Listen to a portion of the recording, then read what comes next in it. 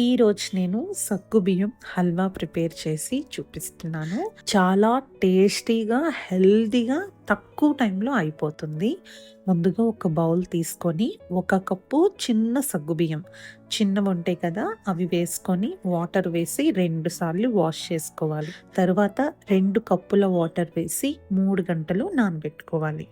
3 hours తర్వాత సాబుదానా ఇలా quantity పెరుగుతుంది. చూడటానికి ఎంత క్యూట్‌గా ఉంటుందో. ఇప్పుడు ఒక మిక్సీ జార్ తీసుకొని సగ్గుబియ్యం వేసి గ్రైండ్ చేసుకోవాలి. స్టవ్ ఆన్ చేసుకొని ఒక పాన్ పెట్టుకొని 1 స్పూన్ ఘీ వేసి ఘీ మెల్ట్ అయిన తర్వాత కాజు, బాదం ఫ్రై చేసుకోవాలి. కాజు, బాదం ఎక్కువ వేసుకోవటం వల్ల టేస్ట్ చాలా సూపర్‌గా ఉంటుంది. సగ్గుబియ్యం హల్వాను చాలా తక్కువ టైంలో ప్రిపేర్ చేసేయొచ్చు.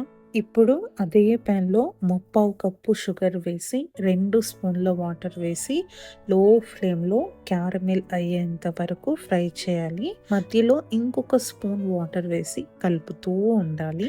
ఇందులోనే మనము డ్రై ఫ్రూట్స్ వేసుకొని చల్లారిన తర్వాత క్రష్ చేసుకొని ఐస్ క్రీమ్స్‌లో లేదా butterscotch ice cream, butterscotch కేక్స్‌లో యూజ్ చేస్తాము. ఇప్పుడు ఇందులో 1 కప్పు వాటర్‌ను కొంచెం కొంచెం యాడ్ చేసిన తర్వాత బాగా కలుపుకోవాలి.